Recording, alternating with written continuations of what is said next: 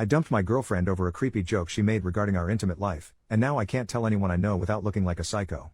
My 23 male, ex-girlfriend, 25 female, and I were together for just under 8 months, and we clicked. Got along like a house on fire from the moment we met. We had a lot in common, from our morals, to our goals, to our taste in music.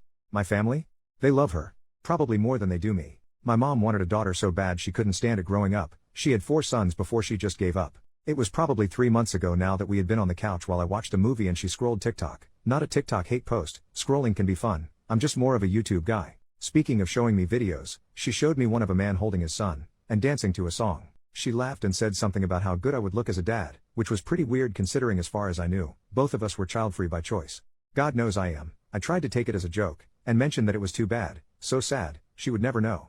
I thought she would respond with something about how there's nothing sad about avoiding it or something. She has never given me indication before this that she wanted children. And she started giggling this evil giggle, and said something like, I don't know, it only takes one broken rubber.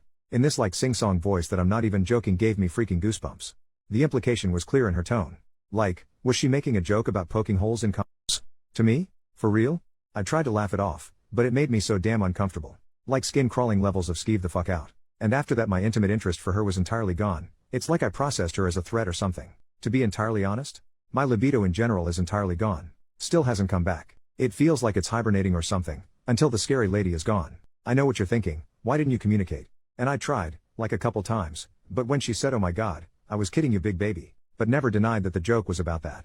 I dropped it, and stopped bringing it up. I didn't think it was worth the fight at that point, because while I still do care about her, a lot, I do not feel comfortable even going to sleep around her, and there is no way that is gonna mesh with a healthy relationship. If there's no trust, there's no relationship, that's how I feel, right? So I broke up with her, and when I told her, I said it was because I really needed to focus on myself. I didn't see a point in telling her then, it would have just pissed her off. As is, she seemed to take it in stride, not angry, or concerningly upset, so that's good. My family is even more heartbroken about this than I am, and I haven't been handling it well either. They've been begging me to reconsider, but there's no way I'm doing that.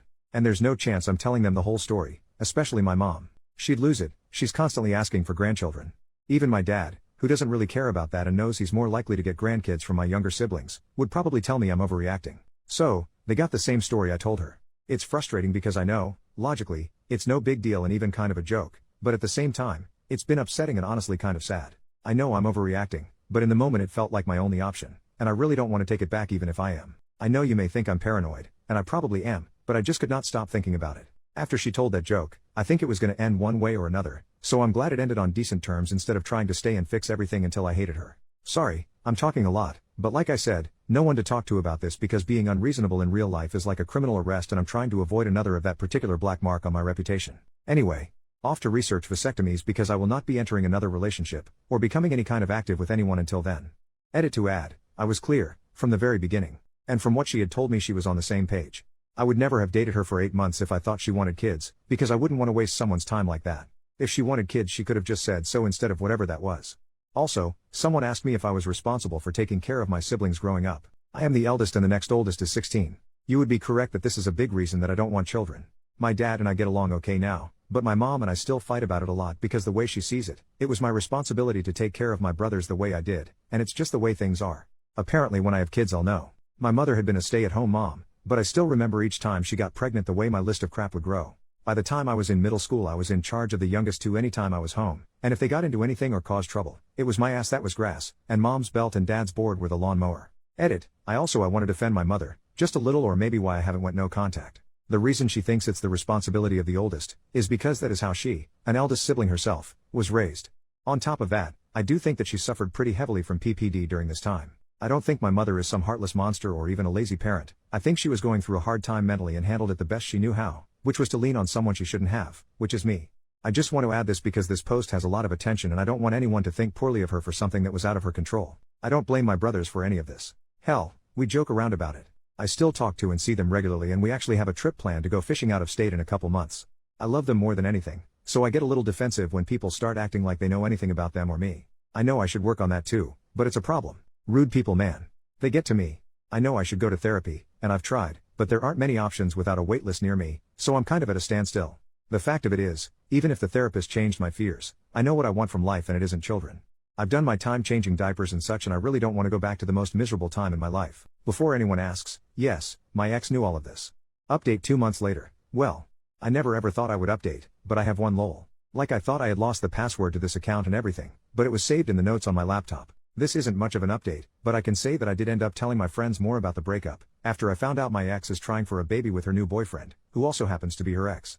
Also, I wasn't stalking her to get this information. I live in a small town, and 2 of my friends came to me and told me. They said they didn't want me to find out from someone else, but I didn't really care outside of the relief that now I was sure that she wasn't pregnant during the breakup, something that had been giving me nightmares. They calmed down. Apparently both of them thought I would react badly to the information and spiral or something. Whatever. I know a lot of people said I had taken a joke and overreacted, was a cruel-hearted and evil misogynist trying to control her body and everything else, but this just confirmed to me that she was never joking.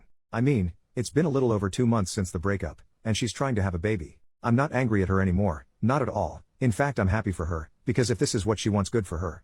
I just wish she could have told me sooner, so as to not waste either of our times. I've been working on getting a vasectomy, but as of now it hasn't happened yet. But as I mentioned in the last post, I won't be intimately or romantically active to any degree with anyone but my hand until that's completed. I think I'm lightly traumatized. This is a joke, you can laugh. What else? I'm thinking about getting a new dog? I have nothing else to add here, but thanks anyway.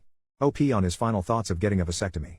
OP, yeah, I explained it in the last post to a degree, but I didn't really get into my medical anxiety. I have it really bad, and even when I made my last post I knew I was going to have to get one, because I realized trusting someone else with my future, no matter how trustworthy they may seem, isn't enough. I have never, and never intend to make love without a rubber. Even after the vasectomy, and every woman I've been with intimately has expressed that they are also child-free, and are on birth control of some kind. I am not into taking chances.